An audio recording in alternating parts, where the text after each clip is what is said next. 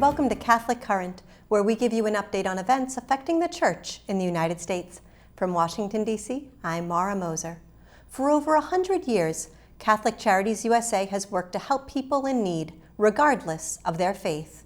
Kim Burgo, Vice President of Disaster Operations for CCUSA, spoke with us today from Hawaii, where she is working on disaster relief efforts in Maui. I try to explain to everybody that the gift that the Catholic Church has is its Catholic social teaching. And we apply that Catholic social teaching to everything that we do in disaster response.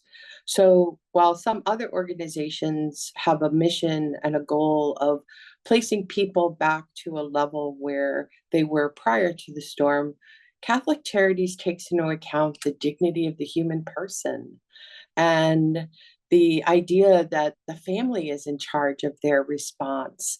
And so we work with the families and walk with them in solidarity to be able to help them get to a place of sustainability that perhaps was better than they were than when they first entered into a disaster. And I think that the disaster work of Catholic Charities also allows the Catholic community to participate in this as well.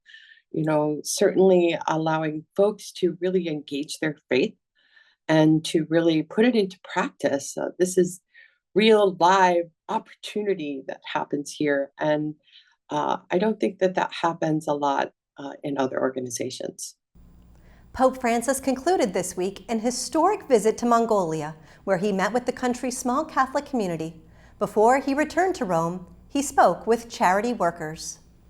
I would like to dispel the myth that the Catholic Church, which is known throughout the world for its great commitment to social work, does all this to proselytize, as if caring for others were a way of enticing people to join up.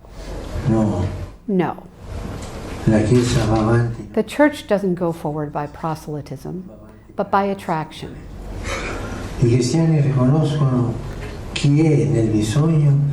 Christians do whatever they can to alleviate the suffering of the needy, because in the poor they acknowledge Jesus, the Son of God, and in Him the dignity of each person, called to be a son or daughter of God.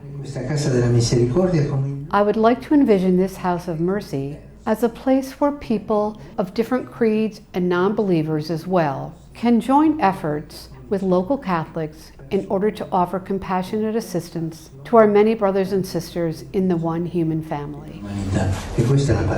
Indeed, the word compassion means the ability to suffer with others. Pope Francis is the first pope to visit Mongolia. The Catholic Biblical Federation elected Mary Elizabeth Sperry as its first woman and first layperson to serve as moderator. The Catholic Biblical Federation is a worldwide fellowship of organizations committed to biblical pastoral ministry. She spoke recently with Catholic Current about what motivates her to serve in this role.